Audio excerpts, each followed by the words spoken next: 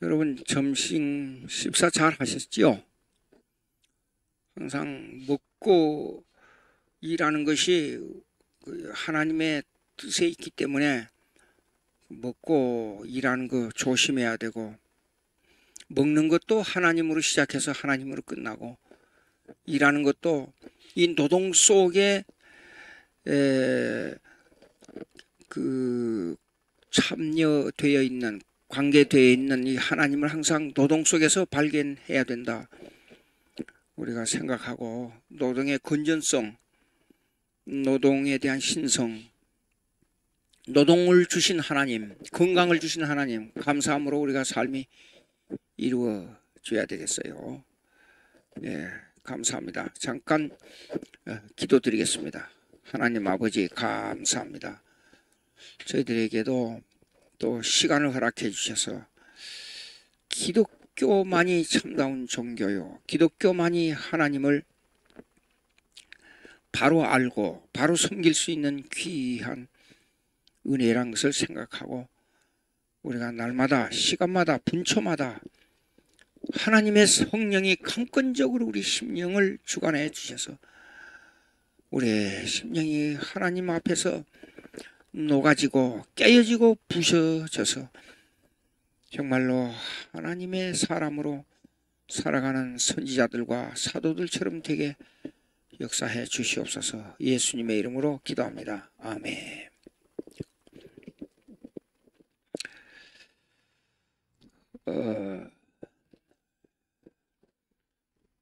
제가 있잖아요, 이 변증학을 강의하거나, 제가 이제 주로 변증학, 제 전공이 조직신학인데 조직신학을 강의하거나, 변증학도 성경 해석학, 또 현대신학, 특별히 요즘에 와서는 교회와 국가, 왜 교회와 국가론을 제가 책을 쓰게 됐냐 그러면, 성경에서 가르치지 않는 말인데 기독교인들 정치에 참여하지 말라고, 어느 대학 교수가, 권위 있는 교수가 나와가지고 기독교인들이 정치에 참여하면 안 된다고, 왜 목회나 하지 왜 기독교인들이 정치에 참여하냐고, 이런 전혀 격에 맞지도 않는 주장을 펼쳐가지고, 앞으로 이제 그것도 우리가 한국 교회에서 깊이 생각해야 됩니다. 남북 통일이 되면 우리가 이 정치라는 기독교인 중심의 정치가 이루어져야 돼요. 기독교인이 정치에 참여하지 안 하면 남북 통일이 될 때 기독교인들이 뭘 하겠어요? 사실상 할 일을 잃어버려요. 예, 그 문제도 있고, 그 다음에 신앙 고백에 대한 얘기를 좀 해야 되는데, 신앙 고백이 바로 돼야 되는데, 신앙 고백을 통해서 우리가 올바른 신앙 고백이 이루어져야 되는데, 신앙 고백서를 가르쳐야 되겠다. 거기에는 뭐가 있냐 그러면, 현대신학에 있어서 주사파 문제가 나와요. 쉽게 말해서 주체사상의 문제가 나와요. 왜 북한이 체제를 저렇게 세계에서 가장 이 폐쇄적인 이런 이론과 폐쇄적인 정치 제도를 가지고 있으면서도 안 망하고 저렇게 지속되고 있느냐. 3대를 공산주의 사상에서는 세습제도가 없습니다, 법적으로. 근데 왜 저렇게 세습제도를 유지하느냐? 거기에는 주체사상 때문에 그래요. 예. 그러니까 우리가, 사상적으로 주체사상을 깨야 돼요. 이제 그런 문제도 남아있고, 또, 신앙 고백서가 바로 돼야 우리가 이 이단의 굴레, 우리를 공격하는 다른, 아까 얘기했잖아요, 사도신경에 대해서. 아니, 사도신경을 반대하면 이단인데, 사도신경은 성경이 아니기 때문에 그거 필요 없고 성경으로 돌아간다. 이런 이율배반이 어디가 있어요? 이런 자가 모순이 어디가 있어요? 예, 그 문제도 신앙 고백서를 통해서 해결해야 되겠고. 그래서 그 서울 신앙 고백서를 자꾸 제가 가끔 강조하는 이유가 그거 있습니다. 서울 신앙 고백서를 꼭 우리 신앙의 고백을 삼고 거기다가 기준 돼야 된다. 그 서울 신앙 고백서는 그냥 서울이 아니고 세계 교회사를 통해서는 태어난 신앙 고백서들을 참조한 겁니다. 그거 그냥 쉽게 생각하면 안 됩니다. 그런 게 있습니다. 근데 이렇게 하다 보니까 이런 것을 제가 다루다 보니까 질문이 나와요. 근데 아까 시간에 상당히 민감한 두 가지 질문이 나왔어요. 첫째요. 내가 성령 받고 신앙생활 잘 하다가 지금은 교회를 안 나간다 이게요. 그러면서 내가 구원받은 사람이 맞습니까? 하는 질문이 왔어요. 이거는 아주 민감한 질문입니다. 그리고 이 내용은 제가 신학교 강의할 때 많은 질문들이 나왔어요. 이 질문에 대한 대답은 이 개인적으로 물어야 될 것도 있고 그래서 제가 신학대학원에서 우리 학생들에게 질문을 받을 때에 느끼는 게 하나 있는데 그게 뭔가니 그 사람의 신분 문제가 나와야 돼요. 그렇기 때문에 여기서 질문을 받기가 좀 거북해요. 요점만 제가 말씀을 드리고 웨스민스터 신앙고백서에 나온 내용 요점만 말씀을 드리고 만약에 깊은 질문이 있으면 개인 신상 문제가 거기서 나와야 되니까 내가 이렇게 살았습니다 하는 문제가 나와야 되니까 여기에서 공개적으로 말할 수가 없고 만약에 원하면 5370-5944 이 전화에다가 개인적으로 10시입니다. 제가 10시 반에 취침하니까 10시에 전화를 주시면 좋겠다는 생각이 듭니다. 단지 그냥 개괄적으로만 말씀드리면 성령의 체험을 한 사람이 두 가지가 있습니다. 성령의 체험을 한 사람은 그 체험으로 말미암아 구원에 확실히 도달하는 사람이 있어요. 그런데 어떤 사람은 그것이 이 성령 아까 제가 말씀드렸습니다. 인격적인 문제가 있기 때문에 성령의 사역은 그 사람 개인 사정이 무엇이 어떻게 되고 어떻게 됐다는 걸 알 수가 없어요. 제가 그래서 개괄적인 이 얘기인데 그게 뭔가 하니 히브리서 6장 4절에 보면 한 번 비침을 얻고 성령의 맛을 보고 구원에 참여한 바가 된 사람은 예수님을 다시 십자가에 못 박고 하늘나라에 갈 수 없다는 내용이 나와요. 근데 그거는 이런 경우를 말합니다. 성령의 은사만 받고 성령의 비침만 받은 사람이에요. 그런 사람은 성령 은사만 받았지만은 구원에 확실한 성령의 작용이 없어요. 예. 그러니까 우리가 성령은 엄청 다양한 인격이 있기 때문에 성령의 은사, 성령 받았다, 성령 충만, 성령 열매 이런 것들을 아주 민감하게 구분하고 생각해야 돼요. 예. 그래서 제 경험상으로 볼 때는 물론 은사가 많았어요. 엄청 은사가 많았어요. 그런데 어떤 사람은 이렇더라고요. 목회를 해보니까 교회에서 신앙생활 하면서 은사가 좀 왔는데 확실하지 않아요. 그래서 교회를 떠난 사람이 있어요. 예. 그런데 이런 문제를 가지고 개인적인 문제 이 성령의 사역에 이런 문제를 가지고 ABC로 이렇다 저렇다 1 더하기 1은 2다 결정할 수가 없는 경우가 있어요. 어떤 경우에 왜냐하면 성령은 아주 신비로운 사역이기 때문에 그래서 존 머리 교수는 이렇게 말했어요. 성령의 사역은 미스티컬 유니언, 신비적 결합이라 그랬어요. 딱 결정할 수가 없어요. 예. 그래서 그러나 한 가지 여기서 말씀드릴 게 있어요. 뭐냐 그러면 예정됐느냐 안 됐느냐가 문제예요. 근데 예정됐다 안 됐다 하는 것도 가시적으로 이 사람은 예정됐다, 저 사람은 예정 안 됐다, 그건 말할 수가 없어요. 대단히 어려워요. 예. 그러니까 우리가 질문, 당신 성령 받았습니까? 구원 받았습니까? 이렇게 묻지 않아요. 근데 그거는 하나님의 말씀이 자기 심령 속에 들어와서 하나님의 은혜로 그 메시지로 계속 영의 양식으로 화해져야 돼요. 예. 하루 그냥 어떻게 갑자기 뭐 됐다, 그 간단치 않아요. 그러니까 교회 생활이 필요한 거예요. 교회 생활은 성도들 간에 아주 깊은 교제가 이루어져요.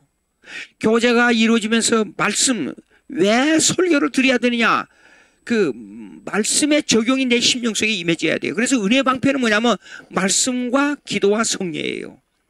그것이 교차적으로 심령 속에서 일어나야 돼요. 그런데 그럴지라도 교회 생활을 지금 안 할지라도 말씀이 와서 자꾸만 내 마음속에 그리워지고 이것이 읽으면 감흥이 오고 이런 경우는 구원받은 사람이라고 볼 수가 있어요. 그런데 잠깐 동안 그러다가 영 교회를 멀어져 버리고 또 그 사람이 하나님을 떠난 생활을 하고 영 세상길로 가버린 사람도 있어요. 그럼에도 불구하고 어느 때가 되면 이 사람이 예정받은 사람이라 할 것 같으면 성령이 그 사람을 교회로 반드시 이끌어들여요. 신앙생활은 교회를 중심으로 이루어지는 것이지 나 혼자 하나님과 교제가 이루어진다는 것은 그거는 문제가 있는 거예요. 예. 그러면 지금 이 질문하신 분이 성령 받고 교회를 지금은 안 나가는데 구원받는지요? 지금 뭔가 고민을 하고 있는 것 같아요. 이 고민한다는 그 자체가 뭘 말하냐 그러면 하나님을 갈망하고 있다는 것이 내적으로 숨어 있어요. 예. 그러니까 지금 어떤 경우는 이래요. 성도들의 인격이 다 다르기 때문에 우리 교회에 나온 성도들은 이제 제가 목회 생활하는 그 목회 철학하고 거기서 받아들이는 그 성도들하고 그것이 맞아요. 맞아야 말씀이 와서 닿는 겁니다. 그런데 어떤 사람은 참 신앙생활을 갈망하는데도 불구하고 그게 맞지 않는 사람이 있어요. 예. 사도들도 보십시오. 12사도들을 이렇게 볼 때에 그 사람들 각기 특성과 은사가 다 다르잖아요. 바울 스타일, 베드로 스타일. 베드로는 종말론적이잖아요. 야고보 스타일은 행위적이잖아요. 그러나 믿음을 전제한 행위였잖아요. 그 행위는, 야고보는 윤리 도덕적 행위를 말하는 게 아니라 1장에 보게 되면 시험이 나와요. 시험을 받을 때, 어려움을 당할 때, 고통을 당할 때 너의 행위가 뭐냐 그렇게 묻는 겁니다. 윤리 도덕이 아니고. 예, 달라요. 그 다음에 아이들처럼 아주 사랑을 강조하는 사도 요한 보십시오. 문장이 간단해요. 근데 아주 깊이 있어요. 그래서 예수 그리스도를 정확하게, 예수 그리스도가 누구냐 하는 것을 그렇게 정확하게 말하고 있는 사도가 사도 요한이에요. 상당히 똑같은 성경, 다 같은 예수 그리스도, 다 같은 삼위일체 하나님을 말하는데 은사의 개념으로 들어가면 달라요. 그렇기 때문에 이분이 예정됐다 하게 되면 반드시 성령이 불러드립니다. 그 이상 그것까지만 얘기하겠어요. 그리고 마음에는 구원 받았는지 안 받았는지 맞는지요, 그것은 제가 대답이 불가능해요. 그건 하나님이 대답하셔야 돼요. 그럼 우리가 현실적으로 대답할 수 있는 건 뭐냐? 하나님의 말씀을 읽고 감이 오느냐 안 오느냐 그거예요. 그 감이 온다 그러면 그거는 구원받은 사람이에요. 그러나 구원이, 내가 범죄 행위를 하거나 교회를 떠나게 되면 그동안은 구원이 떠난 것 같이 느껴져요. 내 느낌에.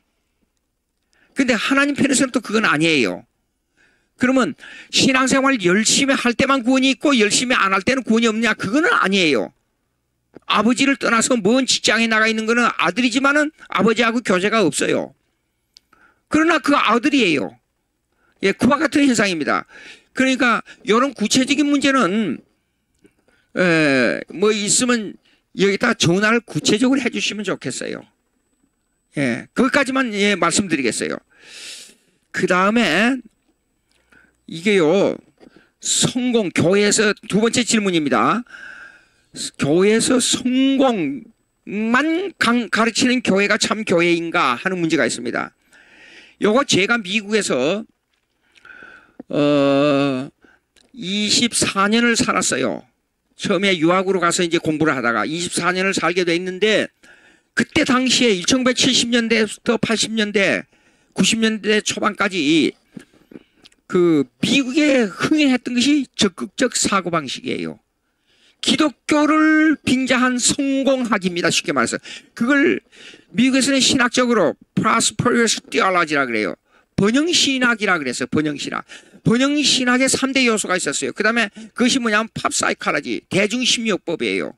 그거는 미국 캘리포니아주에 있는 오렌지 카운티하고 오렌지 카운티 라버 슐러하고 중부에 있는 오랄 라버츠하고 그 다음에 그 믿음을 강조하는, 요즘 그 책이 많이 나와요. 조엘 오스틴, 그 아버지도 목사고 똑같은 오스틴, 그 세 분이 그 적극적 사고 방식이에요. 근데 팝사이칼러지, 아까 말씀드린 팝사이칼러지, 대중심리학법이에요. 내 심령 속에, 내 생각 속에 성공학을 주입시켜라. 적극적 사고방식을 가져라. 그러면 반드시 그걸 하나의 목표를 두고 줄기차게 밀고 나가면 반드시 어느 때인가는 그 목표가 이루어진다. 그 일종의 대중심리학법 성공학인데 그걸 성경을 끌고 들어옵니다. 그러면 설교를, 라버 슐레의 설교를 제가 가끔 들어봤어요. 설교를 들으면 그 내용이 이래요. 하나님의 말씀이, 성경은 하나님 말씀이 주체가 아니고 그건 액세서리예요. 전부 대중심리학법에. 근데 그 제공을 한 사람이 누구냐면 노르만 빈센 피얼이라고 하는 사람이 있어요. 그래서 그분이 가끔 노르만 빈센 피얼을 초청해가지고 대배 시간에 그 강의를 하고 그랬었어요. 잠깐 미안합니다.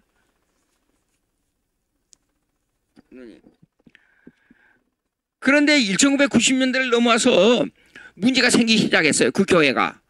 말씀이 없으면 반드시 교회는 한계가 있습니다. 예. 그래서 이 집안 싸움으로 말미암아, 집안 싸움까지만 얘기하겠어요. 그 아들의 문제는 제가 얘기하면 좀 안 좋아요. 그래서 집안 싸움으로 말미암아 그 교회가 폐쇄돼 문 닫았어요. 그래서 로마 캐톨릭 천주교로 넘어가 버렸어요. 5천 명의 교회를 가지고 있었는데. 그 다음에 중부에 오랄 라버츠는 이랬습니다. 성령의 충만함으로 말미암아 모든 걸 극복할 수 있고 이길 수 있고 능력으로 말미암아 성공학으로 이루어진다. 이렇게 가르쳤어요. 근데 1980년대 초반에 학교를 건설하고 교회를 뭐 어떻게 하기 위해서 이 하나님께서 나에게 성령께서 말씀하시기를 100만 불을 주기로 약속했다. 올해까지 100만 불을 준다고 약속했습니다. 그래서 TV가 그 미국 기독교 TV에서 그걸 비춰주고 뭐 경쟁했었어요. 그런데 100만 불을 못 거뒀어요.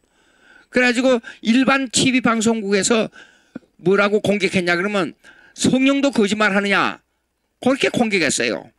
그래서 이 양반의 그 명성이 확 떨어져 버린 경우가 있습니다. 그런데 그 중에서도 가장 조금 더 성경에 가깝다 하는 말은 하는 것은 조엘 오스틴. 그는 믿음에 의한 성공 방법이에요. 그래서 항상 너에게 너는 똑똑한 사람이야. 너는 좋은 사람이야. 너는 위대한 사람이다. 그거는 뭐냐면 내가 오직 예수 그리스도를 믿음으로 접촉이 될 때다. 이렇게 가르칩니다. 그분의 주제가 그거예요. 그래서 제가 오래됐습니다만 언젠가 이걸 세 번을 성경적으로 요건 요렇고 요건 요렇고 요건 요런데 이건 이렇게 하고 이런 성경적으로 문제가 있다는 걸 전부 분석해서 논문을 발표한 곳이 있는데 그 논문이 어디에 실렸는데 한국에도 실렸어요. 그게요.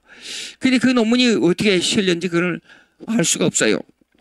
아마 찾으면 계속 찾으면 수십 년 전 거라 찾으면 나올 거라고 생각해요. 근데 이걸 이제 종합적으로 제가 말씀드리겠어요. 종합적으로 적극적 사고 방식은 부정적 사고 방식보다도 3배 효과가 납니다. 인생이 살아가는데 자기를 위로하고 하는데. 근데 이것이 성경에 따라서 어떻게 되냐 하는 문제가 나와요. 만약에 적극적 사고 방식을 가지고 성공학을 가지고 했는데 또 그대로 그렇게 생각하고 밀고 나간 사람이 100% 그렇게 된다 그러면 오케이, 좋습니다. 근데 그게 아니에요. 그걸 가지고 한 사람은 그걸 밀고 나갈 때는 힘 있고 좋았는데 어느 한계가 있어요. 한계 도달해가지고 안 될 때 그 사람의 실망은 그걸 시도 안 했을 때보다도 더 실망하게 돼요. 그러니까 왜 한국은 혈액형으로 봐서 A형이 많아요. A형은 감성이 강합니다. 감성적이 의지보다도. B형들은 비즈니스 사업적이에요. 예. 그다음에 O형은 전체적이고 구조적이에요. 그래서 정치가들은 O형이 많고 뭐 A형은 뭐 예술가들이 많고 그런 것은 하나의 통계적이지 다 그런 건 아니에요. 예. 그것이 어느 정도는 맞지만은 퍼센테이지로 맞지만은 100% 맞는 건 아니에요. 그러면 인간의 심리를 다룰 때에 적극적 사고방식, 성공학을 기대하고 나간다는 것은 더 좋은 방법이에요. 더 좋은 방법이지만은 안 될 때 어떻게 처리하느냐 문제가 나와요. 그러면 기독교 입장이 뭐냐? 그것은 기독교의 역사관을 가져야 된다는 겁니다. 기독교의 역사관은 뭐냐? 섭리론이에요. 신앙이 좋은 사람은 잘 때도 주님의 은혜요, 못 때도 주님의 은혜요. 잘 될 때도 주님께 영광, 못 될 때도 주님께 영광. 그리고 잘 될 때에 하나님의 뜻이 있어요. 그때는 교만하면 안 돼요. 아, 나에게 이것을 주신 것은 하나님께서 이걸 바로 사용하라는 의미가 있다. 그래서 이걸 하나님의 영광을 위해서 사용해야 돼요. 못 때 잘 안 될 때는 하나님의 뜻이 있어요. 그거는 나를 훈련하는 기관이에요. 그러니까 한국 사람들은 A형 스타일이 돼가지고 자살이 많아요. 작은 일이 벌어져서 내게 고통이 오는 것은 그건 부분적인 일이에요. 그건 과정이에요, 하나. 그 과정 부분적인 일을 전체로 생각하고 결론으로 생각하고 자살한단 말이에요. 섭리론적 신앙을 가진 사람은 뭐냐면 진짜 죽을 위치에 대해서도 하나님의 뜻이 나는 죽으라면 죽는 거고 살아라면 사는 거고 일하라면 일하는 거고 이렇게 하라면 이렇게 할 것이고 저렇게 하라면 저렇게 할 것이라. 어느 면에서 보면 숙명론이에요. 페럴리즘. 근데 그 숙명론은 숙명론이 아니에요. 기독교 입장에서는. 하나님의 뜻이 있어요. 그러니까 모든 것은 하나님의 섭리론이에요. 제 여동생의 남편이 머리가 아주 좋았습니다. 그래가지고 대학도 장학생으로 공부했어요. 그리고 뉴욕에서 교통사고로 죽었어요. 갑자기. 둘이 너무 다정하게 살아요. 그래서 어느 때인가 그래서 너희들 너무 다정하게 사는 거 보니까 그 문제가 생기면 어떻게 하려고 그러냐 그랬어요. 근데 애기 어린애 하나, 남자애라 하나 낳고 그 남편이 뉴욕에서 교통사고로 죽었어요. 하도 애처롭게 울고 몸부림을 치길래 내가 그랬어요. 야, 너는 다른 남편을 얻었어도 그 남편이 이때면 죽는다. 너는 이렇게 살도록 돼 있어요. 하나님의 사랑은 100%의 하나님의 사랑이 올라가기 위해서는 90%가 될 때 열을 더 채우기 위해서 내 다리도 잘라가고 내 남편도 죽이고 내 형제도 죽이고 나를 눈도 뺏어가고 손도 뺏어가고 발도 뺏어갈 수 있다. 하나님의 사랑은 하나님과의 깊은 교제 속으로 들어가는 것이지 나에게 뭘 주는 것, 나에게 만족을 느끼게 하는 것으로 하나님의 사랑이 나타난 게 아니다. 제가 그런 말을 했어요. 예. 여러분, 성령으로 말미암아 모든 것을 능력을 얻어 다 이길 수 있다. 근데 성령은 때로는 우리에게 매를 때릴 수가 있어요. 하나님께서는. 또 성령은 우리를 훈련시키기 위해서 나의 못된 습관을 뺏어가기 위해서 거의 죽을 몇 번 죽었다가 깨어나는 시련을 당할 수도 있어요. 사람이 바로 된다는 건 쉬운 게 아닙니다. 신앙으로 하나님과의 깊은 교제 속으로 들어간다는 건 간단한 문제가 아닙니다. 예? 여러분, 하나님의 사랑을 느낀다는 것은 뭐 유행가 가사에 제가 어렸을 때 사랑이 뭐냐고 물으신다면 눈물의 씨앗이라고 말하겠어요. 한없이 눈물을 흘려야 하나님의 사랑을 깨달을 수도 있어요. 제가 군에서 사고로 고통을 당하고 그렇게 했으니까 목사가 됐지, 그렇지 않은 목사가 됐겠어요? 그러다니지를 못했어요. 허리를 구부리고 이렇게 하고 다녔어요. 예. 왜 지금도 지금 앉아 있습니다. 왜 앉아 있냐? 1시간 이상 서 있을 수가 없어요, 제가요. 그런데도 불구하고 하나님께서 그 고통을 통해서 하나님을 더 가깝게 했다니까요. 그 내 적극적 사고방식 성공학으로 말미암아 그렇게 된 것입니까? 아니잖아요. 고통이 나에게 더 유익을 줬잖아요. 성령으로만 성공학으로 이어진, 성령의 충만함으로 성공학으로 이어진다. 아니잖아요. 자, 성령의 충만을 받은 사도 12제자들이 한결같이 순교했잖아요. 비참하게 죽었어요. 인간적으로 볼 땐 저주받은 사람들이에요. 우리가 이 사건에 대한 것을 깊이 생각해야 됩니다. 모든 인간 세계는 절대주의가 없어요. 하나님만 절대주의예요. 모든 것이 상대주의예요. 상대적이에요. 이런 것을 우리가 깊이 생각하고 내게 주어진 모든 일에 하나님의 섭리, 하나님의 뜻, 예, 하나님의 뜻이 있다는 것을 꼭 맹심하면 감사하겠다는 생각이 듭니다. 질문에 대답이 됐는지 모르겠어요. 자, 이제 불가지론 보시겠습니다. 불가지론. 몇 페이지냐 그러면 587페이지. 잠깐 서론 아까 이 얘기하다가 말았어요. 거기에 587페이지 둘째 파라그래프 보십시다. 그 중요한 문장은 제가 여기서 이제 찍어 놓은 것이 있으니까 중요한 문장은 읽고 설명해 드리겠습니다. 둘째 파라그래프 첫째 문장, 기독교인들 가운데에도 하나님의 인식론을 확실하게 정립하지 못한 이들이 수없이 많다는 것은 한국 교회만 해당된 문제가 아니라고 본다. 하나님이 있다. 그것은 철학에서도 그렇게 말해요. 기독교에서는 하나님이 있다가 하나님의 인식론이 아니에요. 이상하게 들리죠? 그게 아니에요. 하나님, 다시 한번 언젠가 다른 데 설명했는가 여기서 강의했는가 모르겠어요. 자, 이게 chalk. There is chalk on the table. 테이블 위에 초크가 있다. 그럼 이걸 하나님으로 이렇게 말하자고요. 하나님이 이 테이블 위에 있다. God is on the table. 테이블 위에 하나님이 있다. 그 하나님이 있다가 성경에 하나님을 증명하는 겁니까? 아니잖아요. 여러분 자세히 보세요. 불가지론의 문제점이 뭐냐 그러면 기독교인에게도 불가지론을 가지고 쉽게 말해버려요. 하나님이 있다가 하나님이 있다를 말하는 게 아니란 말이에요. 불가지론은 뭐냐면 인간 이성을 통해서 하나님을 찾아가는데 찾아가다 보니까 하나님이 없어요. 쉽게 이야기합니다. 과학적으로 인간의 이성으로 그걸 찾아가면 이렇게 되는 거예요. 창조가 나오지 않아요. 그 만물의 원인이 뭐예요? 우리는 당연히 하나님이 천지를 창조하니까 하나님, 삼일체 하나님. 그러면 이 사람들은요, 비기독교, 불가지론, 특별히 불가지론 쪽에서 질문하는 게 뭔 줄 알아요? 창조의 원인이 하나님이면 하나님의 원인은 누구냐 이렇게 물어요. 대답해봐요. 대답이 나와요? 안 나오죠? 그러면 여기 또 이거의 원인은 뭐냐? 이거의 원인은 뭐냐? 이거의 원인은 뭐냐? 원인 대답이 없어요. 그래서 불가지론이 되는 거예요. 예?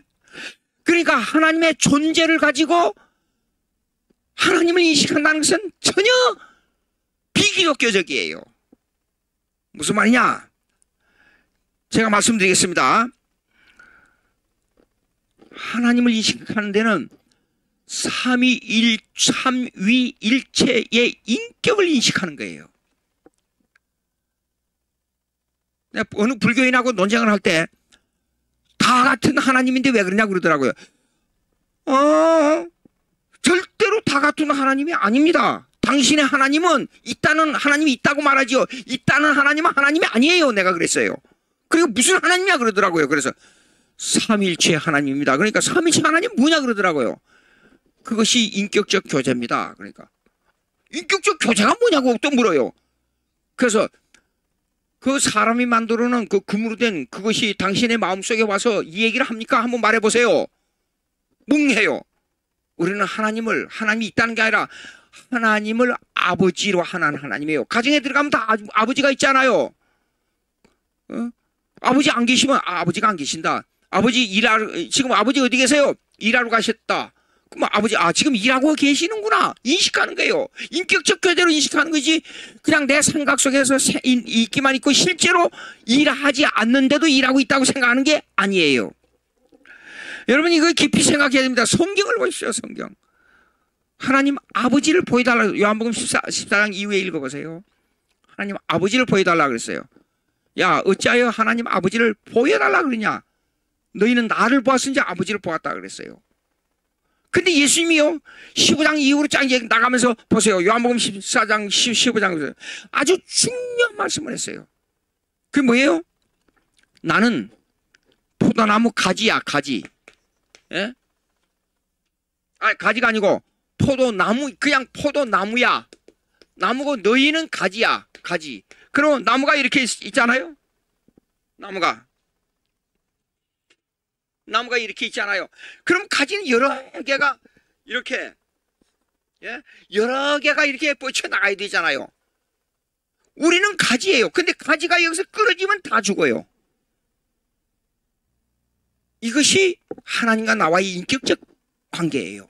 삼일체 하나님의 인식론이 왜 중요하냐면 그러니까 비기독교인들, 불가지론자들이 하나님을 인식할 수 없다는 지도자들이 하나님을 있다는 데에서 딱 한정해버리고 구체적인 내용의 교제에 하나님이 안 되기 때문에 언제나 그들 머릿속에는 신이라는 관념은 우리 속에 있는데 하나님을 실제로 딱 좀 잡아가지고 끌어왔으면 좋겠는데 이게 안 되니까 보통 고민이 아니에요. 이걸 해결해 주는 건 기독교밖에 없어요.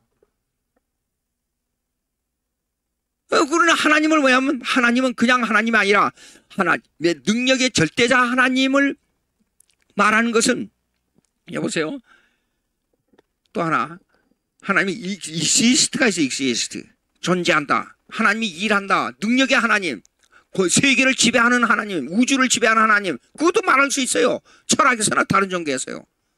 그런데 절대자 하나님은 절대자 하나님만 아니고 나와 관계를 가지는데 그 하나님은 내 아버지야. 그렇게 말한다는 것은 예수 그리스도를 믿지 않고는 그 고백이 안 돼요. 그러니까 하나님을 아버지로 해야 돼. 아버지야. 아버지 불러야 돼요. 그 다음에 예수 그리스도는 뭐예요? 그냥 예수 그리스도 위대한 분 그게 아니라 나 죄를 완전히 해결해 주시는 구세주가 돼야 돼요. 예? 구세주. 그리고 이걸 알게 하니는 성령이 하는 모든 이것을 알게 하니는 성령. 그러니까 예수님이 그래서 보혜사 파크레이터스 여기요 보혜사라 그래서 보혜사라는 것은 참 번역이 잘 됐어요. 카운슬러 뭡니까? 보혜사는 나를 돕는 사람, 나와 대화하는 사람, 대화하는 인격체, 나를 이끌어가는 사람, 공작하고 적용하는 분, 그걸 보혜사라 그래요.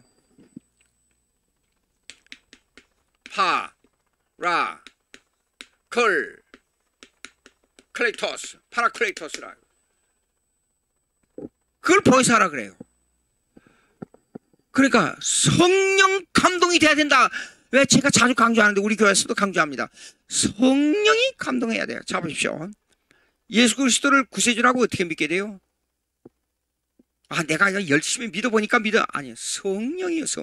성령이 역사해야 돼요. 예? 예수님이 직접 그렇게 했어요. 내가 보혜사 성령을 너희에게 보내준다. 그가 너희를 알게 하며 가르친다 그랬어요. 예. 자, 보십시오. 또 예수님이 또 이런 말씀했어요. 나는 양의 문이라. 너희는 양이기 때문에 양의 문으로 들어가야지. 그렇지 않으면 강도요 도둑이라 그랬어요. 예. 예수님을 통해서만. 그러면 성령이 예수님을 알게 해주시고 예수님을 통해서 아버지를 알게 하는 거예요. 여러분 가만히 생각해 보세요.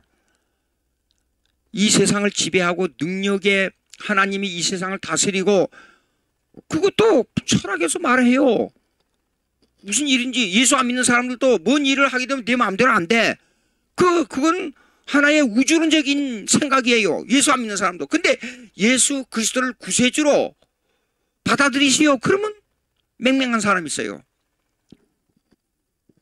왜 그래요? 성령이 역사해야 예수 그리스도를 구세주로 받아들이고, 그 다음에 예수 그리스도를 통해서 누구를 알게 돼요? 하나님을 아버지를 알게 되는 거예요. 이게 삼위일체 인식론이에요. 근데 불가지론은 뭐냐? 인격적 교제의 삼일체론은 전혀 말하지 않고 전혀 인간의 이성을 통해서 하나님의 존재만 찾아요. 하나님이 있다. 예. 만 찾다 보면 하나님은 알 수 없다. 그렇게 떨어져요. 그것이 불가지론이에요. 자,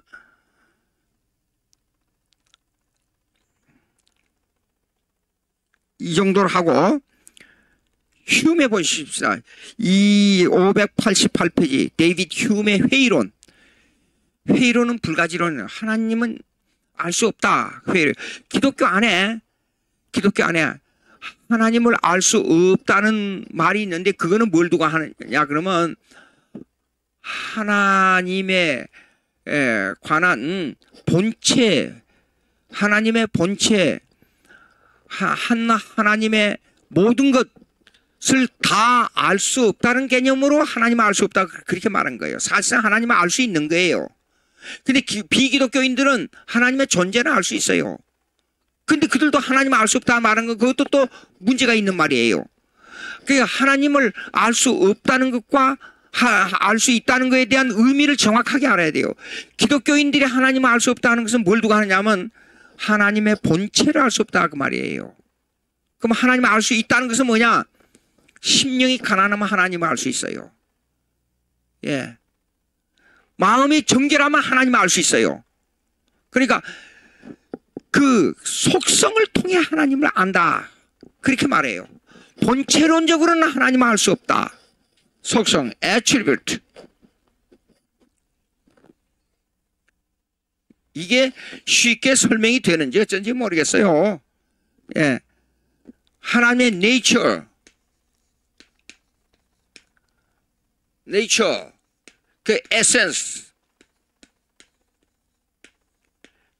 이런 문제를 가지고 하나님의 본질을 다 알 수 있다, 그거는 말이 안 돼요. 근데 하나님을 알 수 있다 하는 것은 뭐냐면 속성, attribute. 하나님의 속성을 통해 알 수가 있어요. 그러면 하나님과 통할 수 있는 속성이 뭐예요? 통할 수 있는 속성은 하나님의 사랑, 하나님의 공의, 하나님의 자비, 이거는 하나님의 속성인데 이것은 우리에게도 있어요. 그러니까 이걸 통해서 하나님을 알 수 있어요. 그러나 하나님의 본성을 통해서는 하나님을 알 수가 없어요. 그렇게 말해야 돼요. 그것이 이 하나님에 대한 이 알 수 있느냐 없느냐 하는 문제를 구분해 주는 거예요. 근데 이것을 비기독교인들은 이 구분이 안 돼요. 하나님의 통할 수 없는 속성은 뭐예요? 이거는 우리가 통할 수 없어요. 하나님의 본체. 예. 이것을 갖다가 incommunicable attribute. 예. 하나님과 통할 수 없는 속성이에요. 그러니까 하나님의 이거에 속한 것이 이제 말씀드리자면 전지전능 무소부재예요. omnipresence, 예? omniscience. 그러니까 omni라는 것은 전체란 뜻이에요. omni. 예? 네. 그러니까 이 말은 뭐냐면 전지전능, 무소부재, 모든 것을 다 알고 계시고 하나님이 계시지 않는 것이 없다. 이건 우리가 통할 수 있는 속성이 못 돼요. 여러분, 저 높은 북두칠성 그냥 올라가서 지구를 내려다보고 전 우주를 내려다볼 수 있어요? 전지전능 무소부재가 우리하고 이 통할 수 있는 것이 못 되는 거예요. 근데 하나님 통할 수 있는 것은 이런 것을 통해서 하나님을 알게 되는데 이것만이 하나님과 우리의 교제 관계가, 이걸 통해서만이 하나님과 우리의 교제 관계가 되는 거예요. 그러면 자, 이거 보시겠습니다. 589페이지 휴메 회의론이 말하는 주장점이 뭔가 그거 한번 보시겠습니다. 589페이지 휴문 그 둘째 패러그래프 중간입니다. 휴문 주장하기를 인과관계는 습관에 기초한다고 말했다. 이 인과관계는 뭐냐면 원인과 결과론이에요. cause and effect라고 그래서 causality,라고도 말해요. 여러분 원인과 결과론 많아요. 어떤 사람이 교통사고 났잖아요. 그러면 아이고 어쩌면 하필이면 이렇게 불가사의한 일이 벌어졌는지 모르겠다고, 이거 핸들을 약간만 이렇게 했으면 여기에 사람이 안 죽었을 텐데 어쩌면 일부러 갔다가 또 거기를 죽으려고 갔다가 이 자동차를 들여받았는지 모르겠다고. 그것이 원인과 결과론에 대한 얘기예요.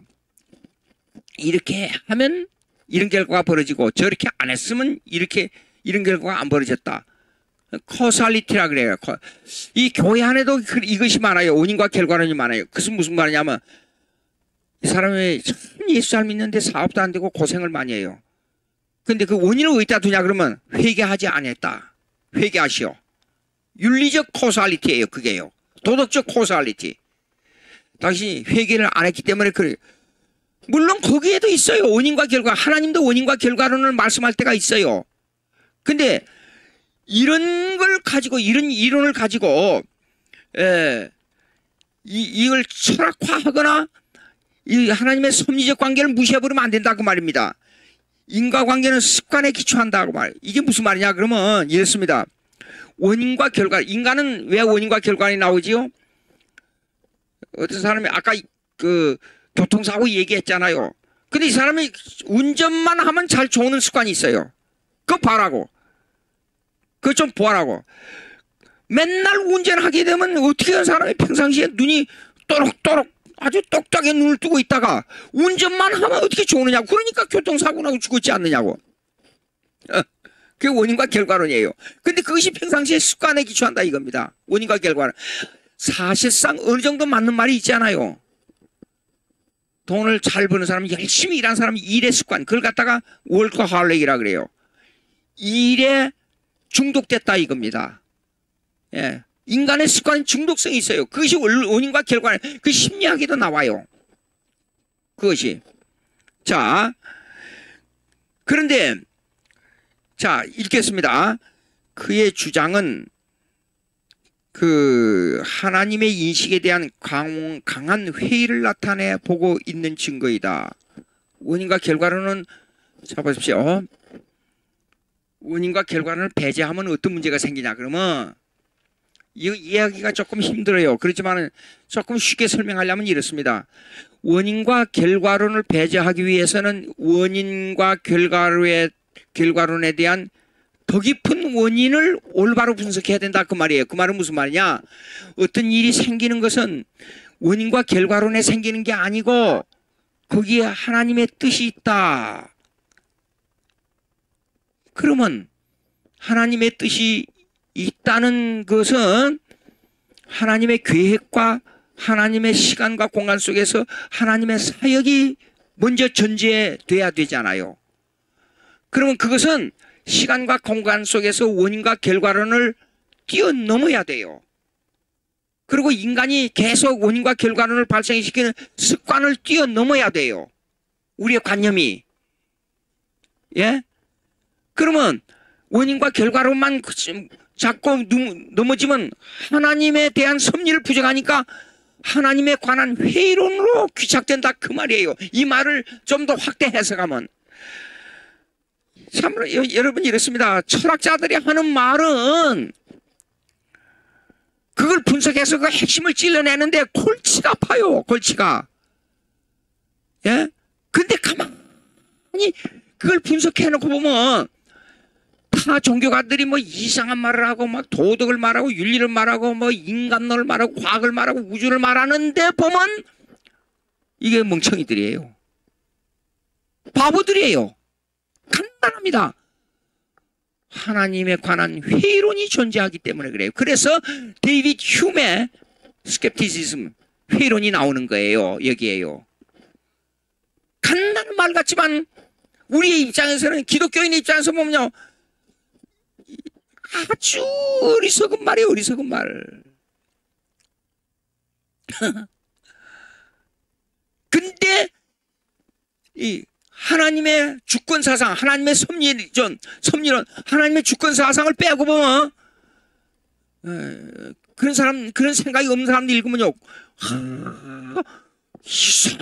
아주 내용이 깊은 내용이 나온다고. 무슨 너무 깊은 내용, 깊은 내용은. 예. 자, 보세요. 인과, 셋째 문장이 있습니다. 인과 관계가 습관에 기초한다는 주장은 만물의 원인이 되신 하나님을 배제한다는 말이다. 제가 금방 설명했잖아요. 하나님을 배제하니까 인과관계를 시간 속에서 여보십시오. 여기 보세요.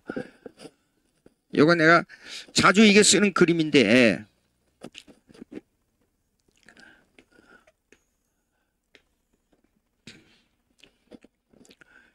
이거는 시간의 창조예요. 시간 하나님께서 창조했잖아요. 근데 서양 철학은 창조를 말하지 않아요. 동양 철학은 서클이라 그래요.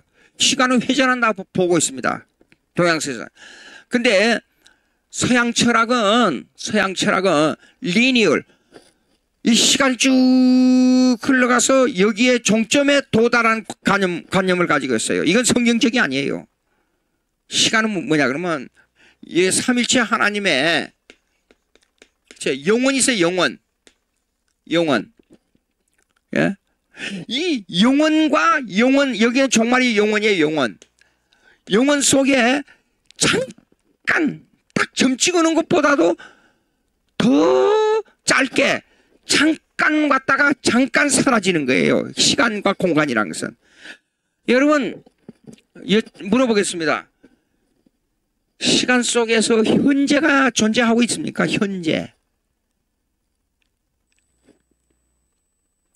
현재가 있어요?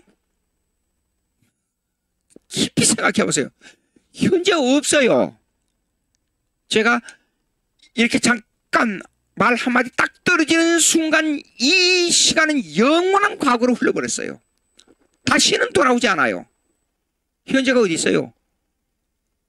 현재를 어디서부터 어디까지 이렇게 정해놨기 때문에 현재가 있는 것이지 시간도. 그리고 시간을 가만히 생각해 보세요. 제가 어렸을 때 수십 년 전에 어렸을 때 생각을 자주 해요. 과거에 이렇게 이랬는데 그러면 그 수십 년 전에 생각했던 그것이 엊그제같이 느껴져요. 왜 그래요? 사실상 현재라는 개념은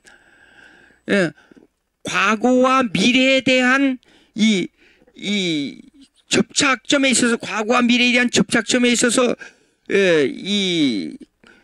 그 미래가 오고 과거로 미래가 와가지고 과거로 넘어가는 넘는 그 순간이지.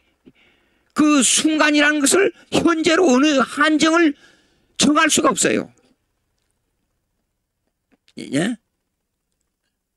시간론에, 기독교 시간론에 보기도. 그러면 이 시간이라는 것은 뭐냐 그러면 여기에 하나님의 삼일체 하나님의 영혼이 여기에서 여기 계획이요. 이 계획이 여기에서 다 이루어져요. 이렇게요. 여러 가지로 이렇게 이루어지잖아요. 예? 이것이 그 이루어지는 모든 사건은 사건은 여기가 원인이에요. 여기 하나님의 계획이 원인이에요. 예.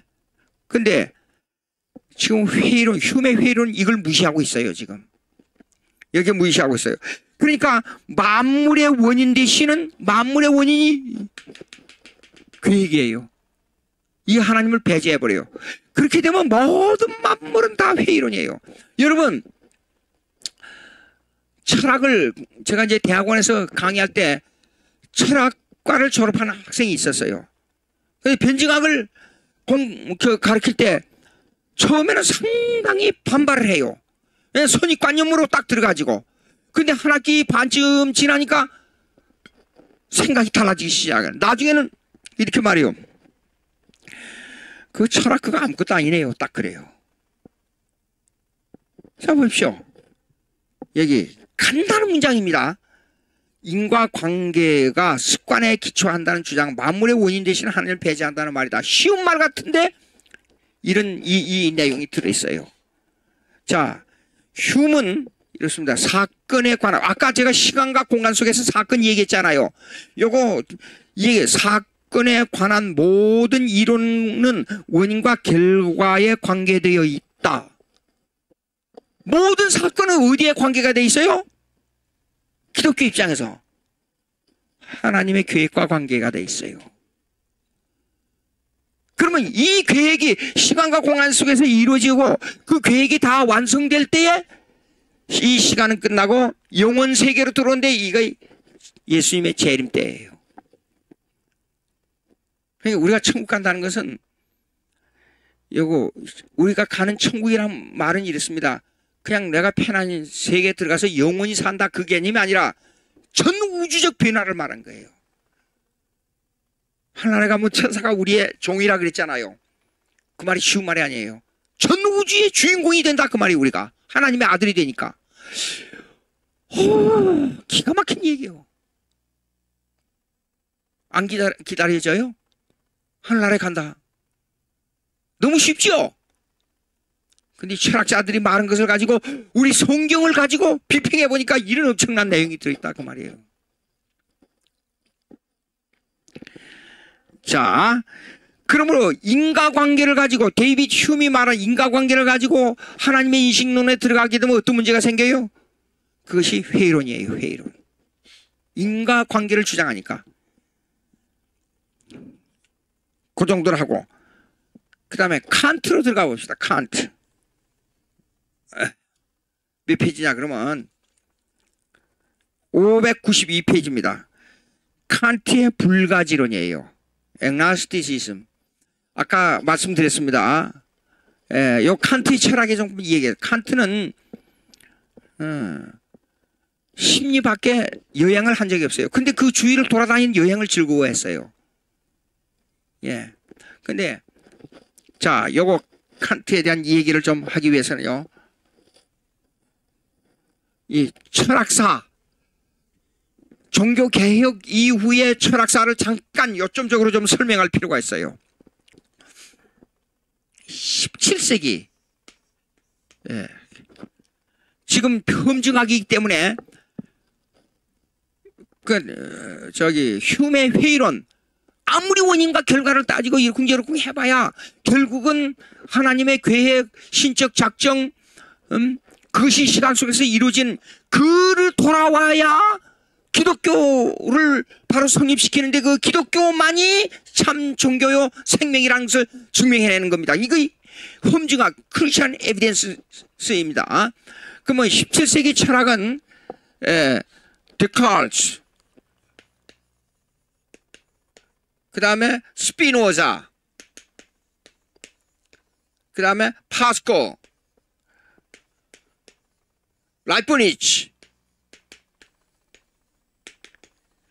이 네 이성주의 철학자예요. 이 네 사람에 의해서 인간 이성이 한참 올라간 겁니다. 그 인간 이성이 그럼에도 불구하고 그건 너무 길어요. 그만 내버려두고. 그러면 이 이성으로 말미암아 18세기에 들어와서는 뭐냐 그러면 엘라이먼트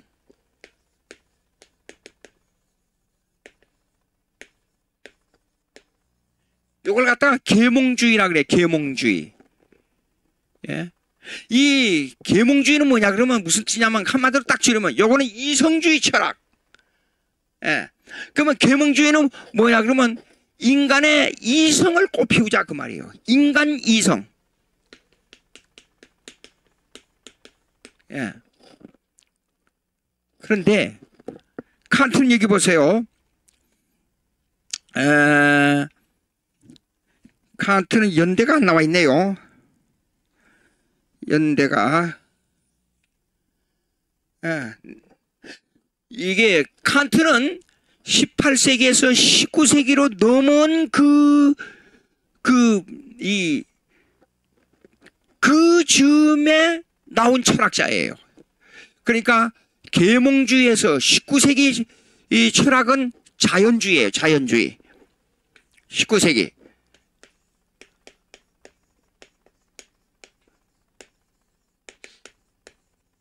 자연주의 철학이에요. 이 자연주의 철학은 뭐냐 그러면 신학적으로 보면 이것입니다. 신학적으로 보면 뭐냐 그러면 예수님의 기적, 그 다음에 예수님의 능력, 이것을 빼버리고 시간과 공간 세계에서만의 철학과 신학을 생각하자 말입니다. 요거는 시공간 세계에서 제해버리고, 예, 요거는 하루조날리즘이라 그래요. 요거요. 수평주의만 생각하자 그 말이에요. 시공간 세계 사건. 우리가 시공간 세계 사건 속에서 살고 있잖아요. 시공간 세계의 사건 속에서 우리가 살고 있잖아요. 그럼에도 불구하고 우리가 시공간 세계 사건 속에서 살고 있지만은 시공간 세계 사건의 이전에 계획이 있었다는 것이 기독교주의예요. 예.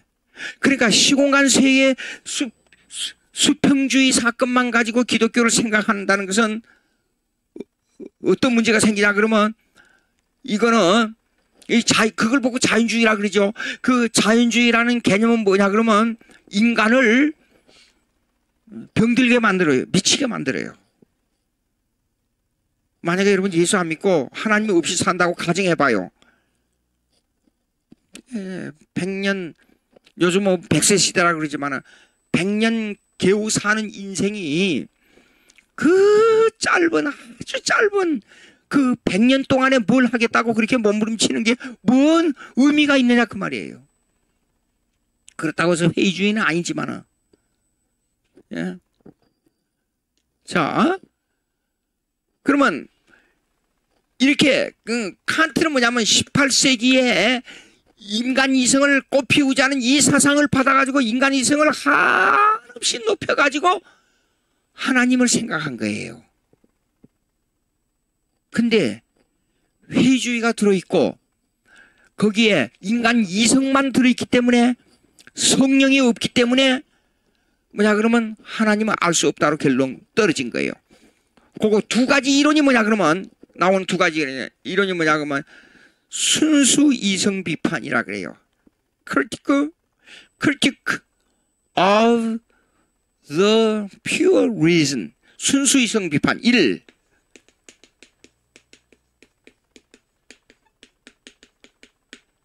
순수 이성 비판이라 그래요.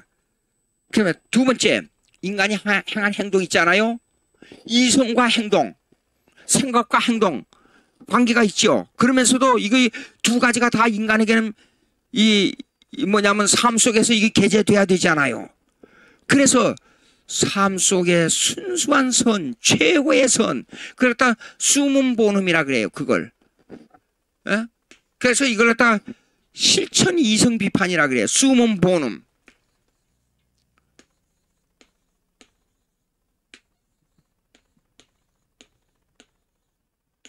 숨은 본음이 뭐예요? 이걸 갖다가 지고의 선이라 그래. 지고의 선. 이 세상에 지고의 선이 있느냐 하는 문제가 나와요. 근데 기독교인은 지고의 선을 우리는 지고의 선이 있다고 강조한단 말이에요. 기독교인의 지교에서는 오직 지고의 선을 행하시는 분 한 분이 있는데 예수 그리스도예요. 예. 그러면 성도가 지고의 선을 수행할 수 있느냐? 순간적으로 가능할 때가 있어요. 그것은 성령의 충만함을 가지고 하나님의 선을 행할 때예요. 예, 그러나 완결하지를 못해요. 인간이기 때문에. 근데 이걸 모르기 때문에 이거 간단한 것 같지요, 우리가. 근데 비기독교인들은 이게 보통 문제가 아니에요. 선을 생각하고 하나님을 생각하는 이 철학자들 입장에서는 미쳐요. 그래서 이걸로 말미암아 정신병이 들어요. 예. 그래서 20세기 초엽에 실존주의 철학자들이 미치광이가 많은 이 정신병자들이 많고 자살자들이 많은 것이 이유가 있어요. 이것 없이 성령 없이 하나님을 생각하니까 그런 문제가 생기는 거예요. 그러면 이 순수 이성 비판은 뭐냐? 그러면 이성으로 아무리 뭘 생각해도 결론이 없다 이겁니다. 그래서 순수 이성 비판이에요. 그 다음에 아무리 실천을 생각해도 practical reason 내 이성을 통해서 무엇인가 해야 된다는 일을 아무리 생각해도 선이란 건 없어요. 지고의 선이 없어요. 그래서 이것이 비평으로 나와버렸다 그 말이 이거예요. 예. 근데 요 뒤를 이어서 두 사람이 나왔어요. 19세기로 들어와서.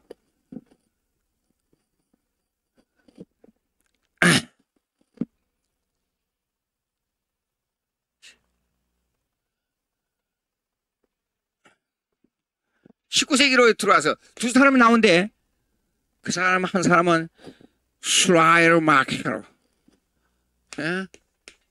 슐라이에르마케르.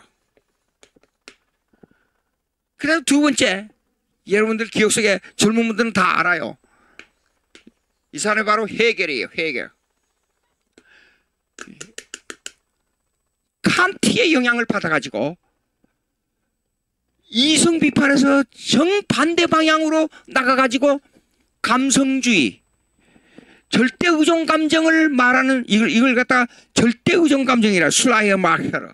절대 의존 감정. Feeling of the absolute dependence.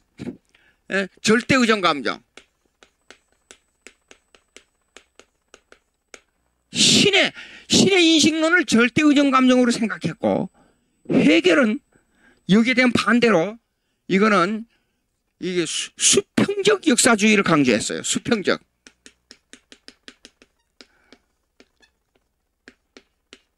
역사를 강조했어요. 간단히 다음에 나오기 때문에 다음에 또 나옵니다. 그렇기 때문에 간단히 얘기했어요.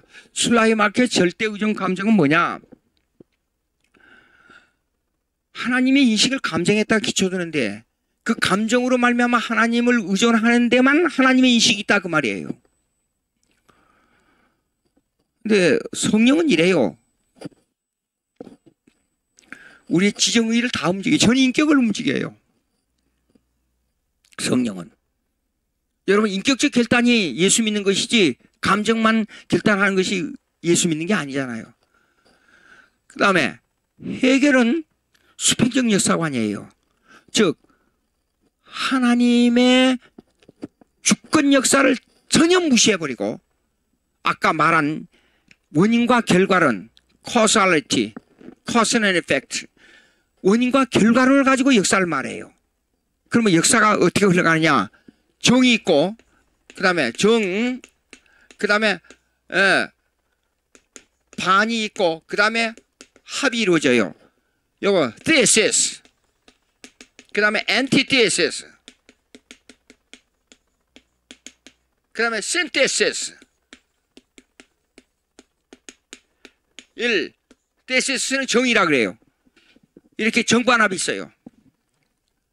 예. 이 정반합의 원리는 뭐냐 그러면 이렇습니다. 간단히 설명. 민주주의가 있어요. 반대 공산주의가 있어요. 공산주의가 무너졌지 않아요 지금 1991년도에.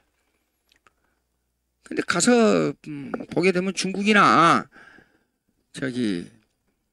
중국에 가서 보면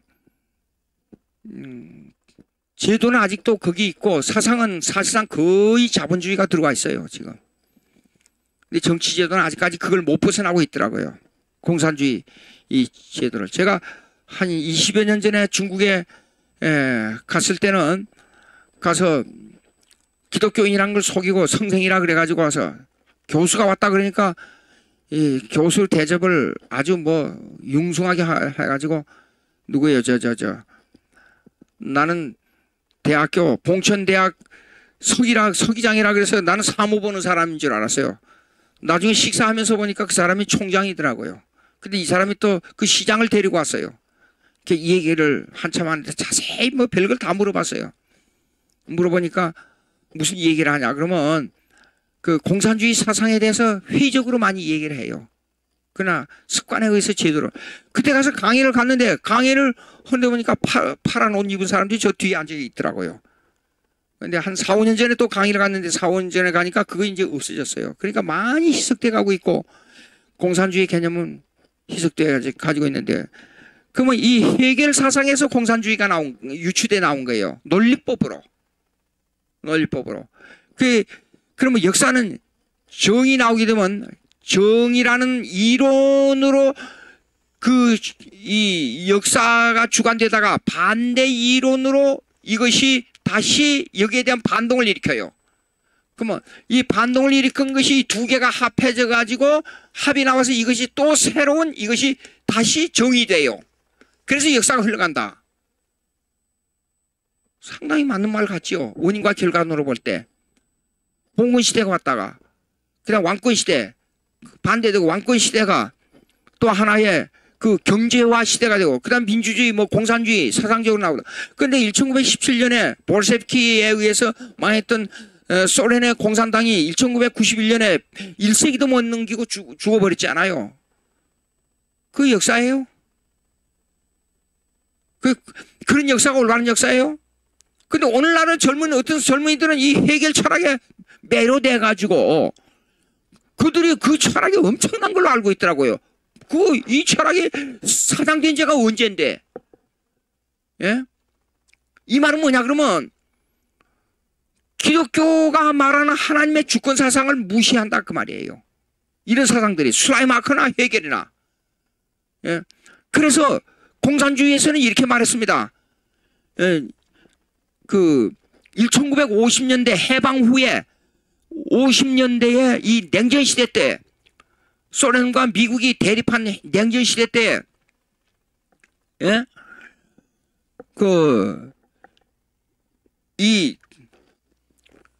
이제는 미국이 주도하는 세계관념이나 어떤 사상이든 간에 다 무시되고 오직 헤겔이 말하는 합의 국가 이론은 소련의 공산주의 사상이다. 그것이 세계를 지배한다. 이렇게 말했단 말이에요. 예? 참. 저는 진짜 엉터리 같은 얘기를 하고 있는 거예요. 자. 그러면 이제 칸트로 들어가서 칸트는 그러면 그 헤겔은 뭘 주장했냐 그러면 결국은 역사적 수평주의적 역사관을 주장했는데 하나님의 주권적 역사관인 섭리론을 부정해버린 거예요. 헤겔이. 그러면 이거 이제 다시 칸트로 들어가서 보겠습니다. 이 본질 문제가 나오는데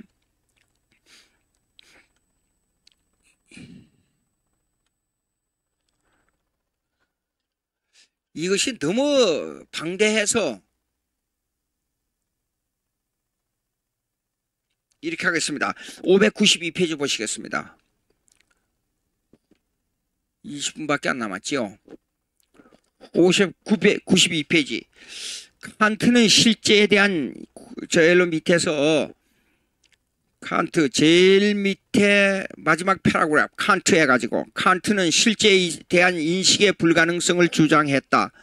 그는 합리주의와 경험주의를 종합하여 두 가지 사상의 대립적인 문제를 해결하려고 했으나 그 결과 불행하게도 불가지론으로 떨어지고 말았다. 합리주의와 경험주의는 서로 반대되잖아요. 그러면 그 합리주의와 경험주의를 종합해가지고 두 가지 사상의 대립적인 문제를 해결했으나 그 결과는 불가지론으로 떨어지고 말았다 그랬는데, 경험주의를 기초로 해서 그 후대를 이어서 나온 철학자가 슐라이마커예요. 그리고 합리주의를 기본으로 해서 나온 그 후대의 철학자가 헤겔이에요. 슐라이마커와 헤겔, 이렇게 됐습니다. 근데 두 가지를 한 번에 단번에 이걸 합해가지고 생각을 하려고 했었는데 이것으로 불가지론으로 떨어져 버리고 말았는데, 슐라이마커는 감성주의로 경험주의로 떨어져 버리고 헤겔은 합리주의로 역사관으로 수평적 역사관으로 떨어져 버리고 말았단 말이에요. 자, 그러면 이에 대한 불가지론은 뭐냐 하는 문제가 나와요. 철학적으로 그럴 수밖에 없다. 그렇게 하고, 그 다음에 어떤 실체가 감각의 선언 형식인 시간과 공간에 있어 이해의 범주, 즉 단일성과 인과율에 의해 구조를 갖추기 전까지 우리가 아무것도 알 수 없다면 우리는 존재 밖의 것을 전혀 알 수 없다고 주장했기 때문이다. 이게 무슨 말이에요? 간단하게 설명하겠습니다. 간단하게. 원인과 결과론으로 여기 경험주의와 합리주의 얘기했잖아요. 그걸 가지고 계속 엉뚱한 대로 생각하니까 알 수가 없다는 결론으로 떨어져요. 칸트는요. 알 수 없다. 이 말은 현재의 원인과 결과를 알 수 없다. 이 말은 미지의 세계 하나님에 관하여 알 수 없다. 그 말이에요. 그걸 강조하는 겁니다. 그러니까 어떤 실체가 감각의 선음적 시간과 공간에서 이해 범주, 즉 단일성과 인과율의 구조를 갖추기 전까지 우리가 아무것도 알 수 없다면 우리는 존재 밖의 것을 알 수 없다. 말은 굉장히 복잡하게 썼지만은 간단하게 얘기하면 이렇습니다. 현재 일어나고 있는 어떤 사건이나 원인, 물체, 이성, 이걸 쉽게 얘기하겠어요. 너 머릿속에 뭐가 들어있냐? 내가 말하기 전에는 몰라요. 그러면 모르기 때문에 그 이전에 하나님에 관하여 알 수 없다 그 말이에요.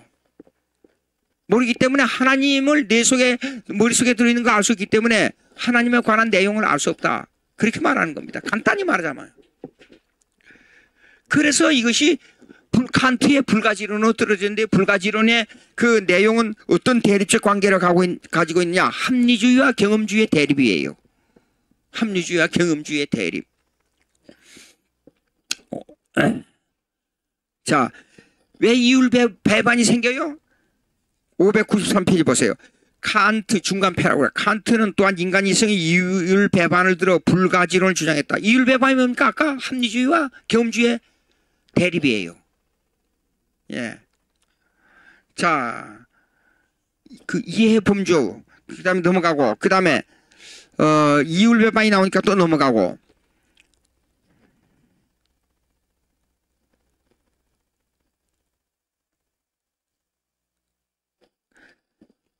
(594페이지) 한번 보십시다. 중간 패라그래프. 요거 시간이 보시겠습니다. 이러한 불가지론에 대한 칸트의 문제점을 분석해 보자. 불가지론은 그 자체가 존재 불가능한 것이다. 인간은 이미 이거는 우리의 입장에서 지금 설명하는 겁니다. 제가 설명하는 겁니다. 불가지론은 그 자체가 존재 불가능한 것이다. 불가지론 자체가 있을 수가 없다 그 말이에요. 하나님을 알 수 없다는 말이 안 된다 그 말이에요. 예? 그거는 아까 얘기했잖아요. 합리주의와 경험주의의 대립적인 관계로 보니까 해결점이 없다는 말이지, 하나님의 존재가 없다는 말이, 존재가 안 된다는 말이 아니에요. 지금 그걸 칸트는 간단한데 그걸 오해하고 있기 때문에 문제가 생기는 거예요. 자, 읽습니다. 인간은 이미 하나님의 형상으로 창조되었기 때문에 만물에 대한 부분적 지식을 가지고 태어났다. 그게 뭐예요? 아까 인식론이 얘기했어요. 하나님, 우리는 어떤 인식이냐? 하나님에 관한 인식이 윤리적 관계 인식이라 그랬어요. 윤리적 관계는 뭐예요? 하나님과 나와의 인격적 교제를 말해요. 지키면 살고 어기면 죽는다는 것은 인격적 교제 관계 인식이에요. 그것을 배제하기 때문에 하나님 알 수 없다 하는 것은 모순이에요. 알 수 있는데 없다고 지금 자기를 속이고 있는 거예요. 나 참. 예. 자, 다음 문장이 있습니다. 불가지로는 스스로 자멸할 수밖에 없는 철학이다. 사실상 불신자들도 애매하게나마 하나님에 관한 의식을 가지고 있다는 사실은 실제에 대한 불가지론이 성립될 수 없다는 것을 말해주고 있다. 실제가 뭡니까? 여러분, 어린 애기들도 자기 인식이 이제 4살, 5살 먹지 않아요. 자기 인식이 돼서 부모에 대한 인식과 우주에 대한 인식이 싹 트기 시작해요. 부모에 대한 인식에서 이제 차츰차츰 밖으로 나가요. 생각이. 그 속에는 하나님에 관한 인식이 들어있다는 뜻이에요. 근데 뭐가 하나 모자라죠? 인격적 하나님과의 교제 관계가 모자라요. 그러니까 참 하나님을 아는 것은 참 하나님을 아는 것은 하나님의 존재를 아는 것은 참 하나님을 아는 대로 이어지는데 참 하나님을 아는 것은 삼일체 하나님을 인식하는 거예요. 사람들이 그걸 무시한다니까요. 그걸 모른다니까요. 예. 실제가 뭡니까? 자기 주위에 있는 하나님과의 나와의 관계, 만물에 대한 관계예요. 실제에 대해서 알 수 없다는 주장은 자신을 의식하고 있으면서 사실상 자신의 존재를 부정한다는 말이에요. 보십시오. 자기와의 관계를 부정하는 것은 결국에는 자기를 부정하는 거예요. 간단히 얘기하면 이렇습니다. 부모님이 집안에서 같이, 내 동생들이나 형제간들이 집안에서 같이 살고 있잖아요. 살고 있는데도 부모를 인식 못해요. 그게 가능한 일입니까? 내 형제간들하고 같이 사는데도 형제간들을 인식을 못하고 있어요. 예? 사실상 하나님은 우주만 보고도 하나님의 존재는 알 수 있다니까요. 근데 그 존재 자체를 부정한다는 그것은 사실상 하나님을 모르기 때문에 그런데 하나님을 모르기 때문에 부정하지만은 그 자체를 하나님을 모르기 때문에 하나님이 없다고 말하는 그 자체가 무엇인지를 칸트가 인식을 못한다 그 말이에요. 생각을 해봐요. 예? 자, 간단히 여러분이 이런 그 예화 많이 들었어요. 큰 코끼리를 갖다 놓고 다리를 만져봐라. 꼬리를 만져봐라. 그 다음에 벽을 몸통을 만져봐라. 그러니까 몸통을 만져본 사람 뭐예요? 코끼리라. 코끼리가 뭐냐 그러니까 코끼리가 아니고 벽입니다 그래요. 다리를 만져본 사람 뭐예요? 코끼리는 무슨 코끼리입니까? 기둥이지. 예. 그렇게 말한단 말이에요. 왜 그래요? 코끼리 형상을 모르고 부분을 만져보고 이것이 코끼리가 아니다 그렇게 말하는 거예요.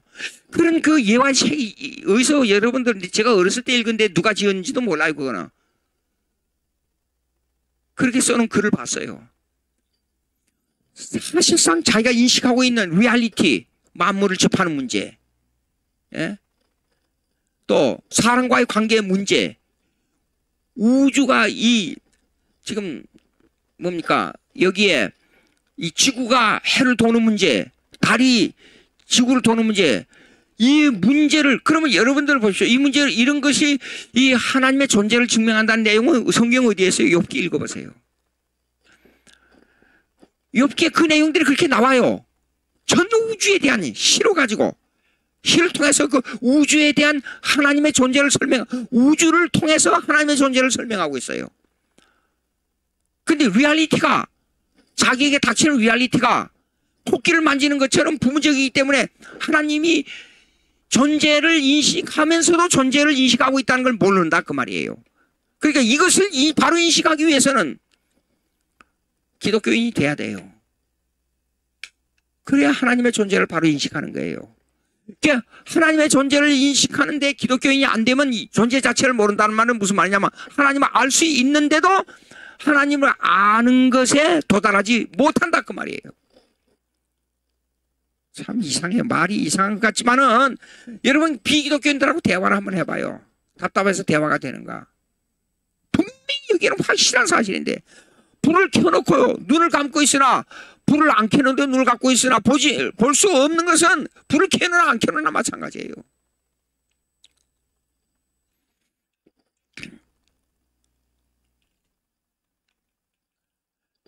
자 보시오. 제가 읽습니다. 그 다음 문장 읽어보세요. 제가 설명한 것이 내용이 들어있어요. 모든 사람들은 유한한 실제에 대한 인식을 거절하지 못한다.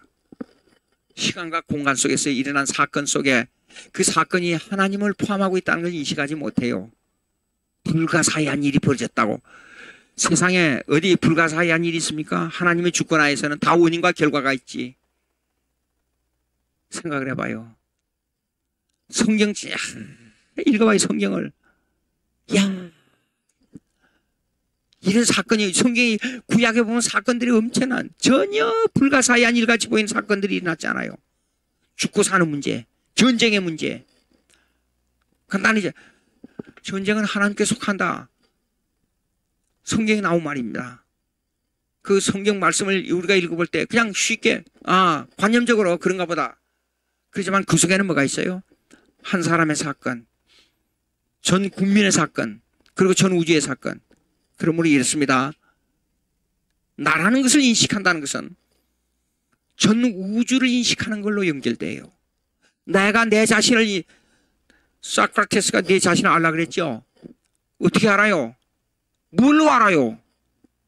근데 그 거울이 없어요. 거울이 없기 때문에 소크라테스가 내 자신을 알라는 것은 문자 그대로 그 내 자신을 알라는 의미가 아니고 너는 멍청이야. 나만 알아. 그런 뜻이에요. 무슨 말이냐? 질문을 던지잖아요. 질문 던지고 그 사람 모르잖아요. 그리고 질문에 대한 대답을 소크라테스가 해줘요. 그러니까 너는 무식한 놈이야. 내가 이걸 다 아는 것 보니까 내가 유식한 놈이다. 그렇게 말하는 것이 내 자신을 알라는 뜻이에요. 예. 근데 그 속을 가만히 분석해봐요. 그 정치 철학이에요, 그게요. 소크라테스는.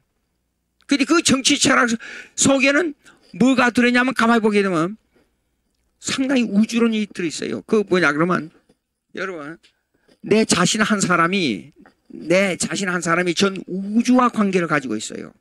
전 인류와 관계를 가지고 있어요. 비근한 예로 들어보자고요. 내가 한 사람 태어나기 위해서 21세기를 살고 있는 내 자신이 내 조상 때부터 수많은 조상 때를 거쳐서 왔어요. 그러면 내 한 사람이 태어나기 위한 그 많은 조상들의 과거의 역사를 거쳐왔어요. 그러니까 내 자신은 수많은 대한민국의 내 조상들과 관계를 가지고 있어요. 그러니까 내 자신 한 사람의 역사는 이 전 세계 인류의 역사와 연관성을 가지고 있어요. 그거는 하나님의 섭리론, 하나님의 주권밖에 해결할 수 있는 길이 없어요. 여러분 우연히 하늘에서 뚝 떨어져 태어났죠? 그렇게 믿습니까? 아니잖아요. 칸트는 인간 이성, 자기 생각에 한정된 인간 이성을 가지고 관계할 때 실제 전 우주와의 관계, 전 인류와의 실제에 대한 관계를 해석할 때 해석이 안 되는 거예요. 칸트 철학이 대단하다고 젊은 애들이 칸트 얘기를 많이 하더라고요. 웃기는 얘기예요. 그러니까 기독교 험증학은 뭐예요? 다른 사상과 유명한 철학자라 해도 그 본심을 파고 들어가 보게 되면 쓰레기예요. 예. 왜? 무식하지만은 예수 믿는 사람이 얼마나 위대한 철학을 엄청나다 위대한 철학자라고 하는 엄청난 철학자라고 해도 능가할 수 있는 힘을 가지고 있는 거예요. 기독교인은. 예. 자 봅시다. 그 다음 문장을 읽겠습니다. 모든 기독교인들이 주장하는 무한의 실제에 대한 확신을 비기독교인들 모두가 다 가질 수 없기 때문에 서로의 차이점을 드러내는 것뿐이다. 칸트, 즉 비기독교인적인 합리주의와 오늘날 젊은 애들이 예수 안 믿으면서 자기 이름을 말하는 건 전부 칸트주의예요. 그렇게 말하면 돼요. 그러나 기독교인들의 차이점은 엄청난 이 갭이 존재하고 있어요. 넘을 수 없는 갭이 존재하고 있어요. 그러니까 우리는 기독교를 주장할 때 칸트하고 철학자들하고 뭐 어떻게 할 수 있다. 접착점이 있다. 그렇게 생각하면 안 돼요. 벤틸 박사의 강의 중에 제가 지금 기억하고 있는 게 꼭 이런 게 있어요. 벤틸 박사는 이 컵에 물이 세 개가 이렇게 있잖아요. 근데 여기는 물을 약간 한 방울만 탁 떨어뜨렸어요. 자세히 보니까 거의 맑은 물이에요. 예, 보니까. 그래서 약간의 잉크물이 들어있구나 하는 느낌이 올 정도뿐이에요. 근데 요거는 반반이 섞여 있어요. 그러니까 잉크물이 확실히 드러내요. 여기는 물을 조금만 넣고 거의 다 잉크물이에요. 그럼 이건 새카맣기 때문에 10분의 1만 이 물을 먹을 수 있고, 요거는 반반이니까 반은 먹을 수 있고, 요거는 조금만 이 잉크물이 들어있기 때문에 이거는 90% 먹을 수 있고, 그렇습니까? 물을 그렇게 마실 수 있어요? 그걸 세 개 다 못 먹어요. 벤틸 박사의 주장이에요.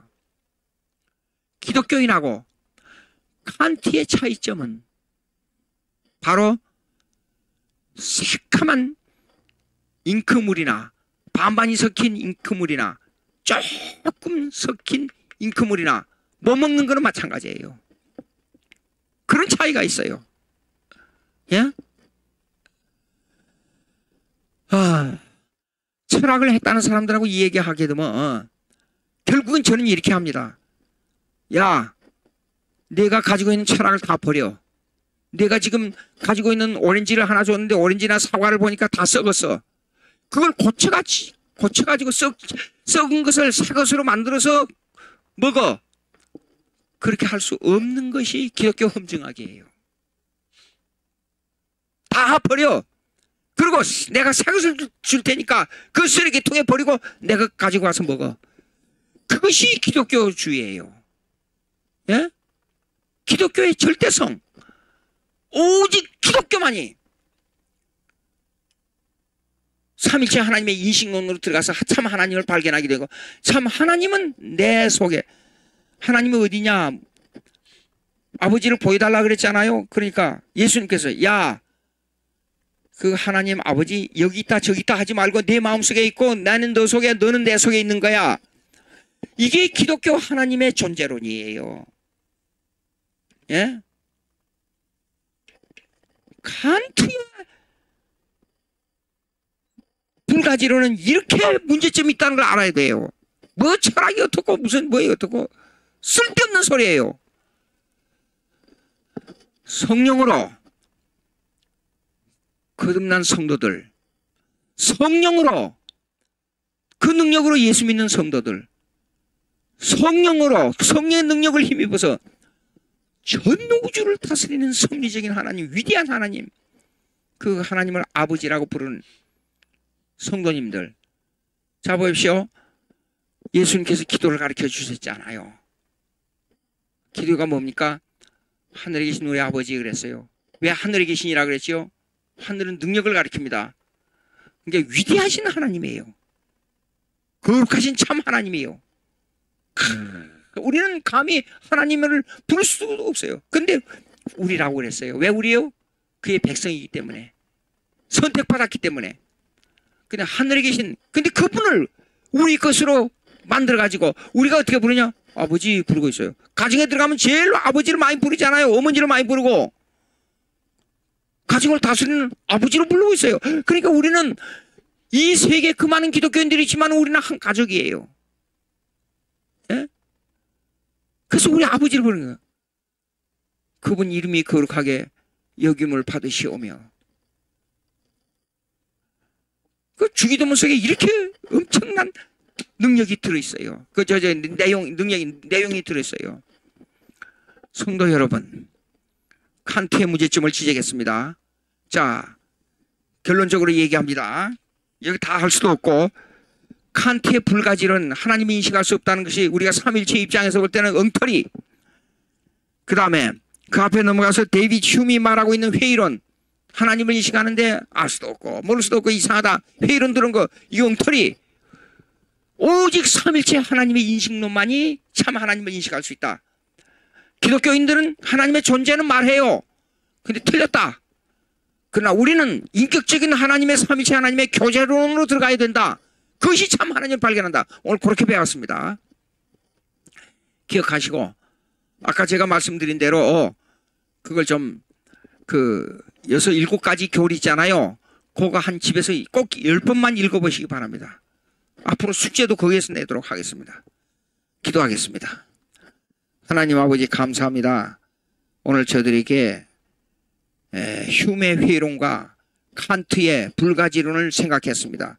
이런 못된 생각을 가지고 사람을 호리는 말 넘어가지 않도록 저희들을 성경대로 믿고 성경대로 의지하고 성경대로 하나님의 일을 해서 하늘나라에 가서 큰 상을 받을 때 착하고 충성된 종아 내가 잘하였도다 하나님의 상을 받을 수 있는 저희들 될 수 있도록 강권적인 역사로 감동시켜 주시옵소서.